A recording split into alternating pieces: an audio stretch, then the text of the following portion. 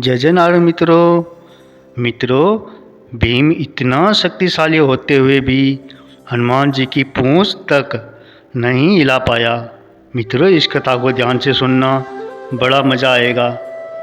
भीम को वन में घूमते हुए एक बूढ़ा बानर दिखाई दिया।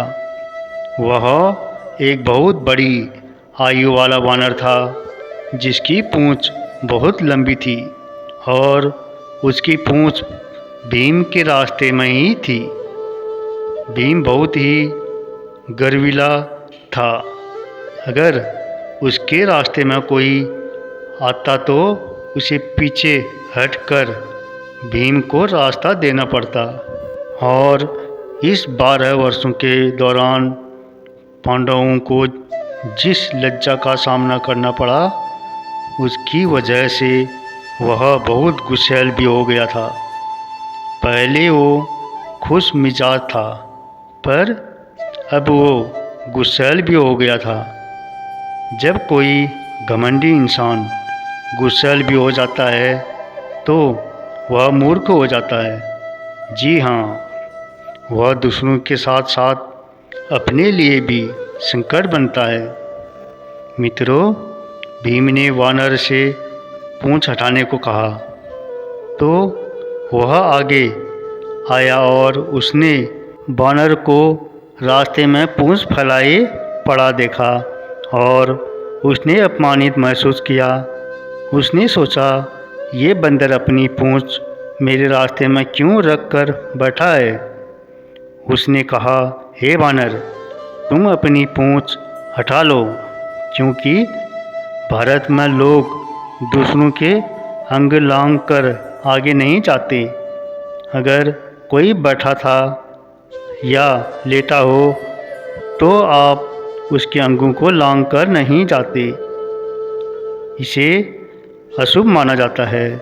अगर वैज्ञानिक लिहाज से देखें तो भी यह कई कारणों से गलत है, पर अभी हम उनके बारे में विस्तार से बात नहीं करेंगे।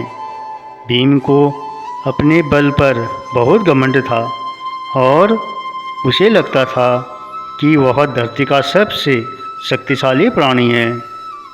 तो पारंपरिक किस्म के लोग दूसरों के अंग लांघ कर आगे नहीं जाते। अगर कोई बैठा था, लेटा हो तो वे उसके एक ओर से घूम कर जाते हैं। आप में से बहुत से लोग आदत की वजह से ऐसा करते हैं, क्योंकि आपने माता पिता को ऐसा करते देखा है। क्या आपने यह देखा हो सकता है कि आपको न पता हो कि ऐसा क्यों करते हैं, पर आप किसी को नहीं लांघते। भारत में जन्मे लोग अक्सर लोगों को ताप कर नहीं जाते। तो उसने कहा, यह पूंछ रास्ते से हटा लो, मुझे जाना है। बंदर ने कहा कि मैं इतना बूढ़ा हूँ कि अपनी पूंछ भी नहीं हिला सकता। तुम ही इसे क्यों नहीं हटा देते। भीम पूंछ नहीं हटा पाया और फिर झुक गया। भीम ने कहा, ठीक है। भीम ने हाथ नीचे किया और पूंछ को हटाना चाहा, पर वह तो टस से मस नहीं हुई। उसने अपने दोनों हाथों का जोर लगा दिया, पर फिर भी पूंछ नहीं हिली। भीम को विश्वास नहीं हुआ। भीम को अपने बल पर बहुत घमंड था और उसे लगता था कि वह धरती का सबसे शक्तिशाली प्राणी है। मित्रों, नागाओं द्वारा दिए गए नवपाषाण घोल से उसकी ताकत और बढ़ गई थी।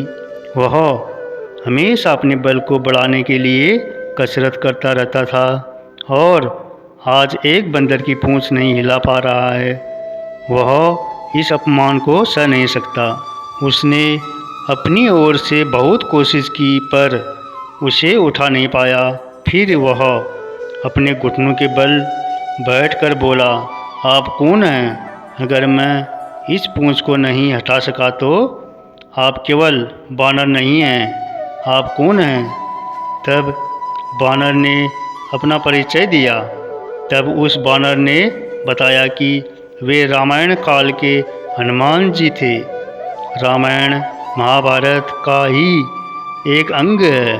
बहुत समय बाद वाल्मीकि ने इस कथा को एक महाकाव्य के रूप में अलग पहचान दी, अन्यथा रामायण महाभारत का ही एक अंग थी। यह एक लंबा महाकाव्य था। वाल्मीकि ने इसे अलग किया और राम का महाकाव्य बना दिया, अन्यथा वे भी कृष्ण के पहेलीनुमा जीवन में खो जाते। राम की सादगी। कृष्ण अर्जुन को निरंतर कहते हैं कि वह शत्रु के तीर से नहीं मारा जाएगा, वह एक दिन अपने घमंड से मारा जाएगा। तब हनुमान ने कहा, भले ही तुम्हारे पास कितना भी बल क्यों न हो, अगर तुम्हारे पास श्रद्धा और विनय नहीं है तो तुम्हारा पतन होगा। तो ये दो सबक जो अर्जुन और भीम के लिए थे, उन्हें एक तरह से उन दोनों के लिए रचा गया था, क्योंकि उनमें इन गुणों का अभाव था, अन्यथा सब ठीक था। केवल उनके भीतर थोड़ा घमंड था। उन्हें लगता था कि उन्हें कोई नहीं हरा सकता। उन्हें लगता था कि वे कुछ भी कर सकते थे। कृष्ण चाहते थे कि दोनों भाई अपना घमंड त्याग दे। कृष्ण उन्हें निरंतर याद दिलाते रहते थे, वहाँ तक कि रणभूमि में भी उन्हें बस वही याद दिलाते रहे। इससे कोई अंतर नहीं पड़ता कि आप कौन हैं। दूसरे पक्ष के लोग मूर्ख नहीं हैं, वे भी योग्य हैं। घमंड मत करो, तुम स्वयं को मार दोगे। वे अर्जुन को निरंतर कहते हैं कि वह शत्रु के तीर से नहीं मारा जाएगा, वह एक दिन अपने घमंड से मारा जाएगा।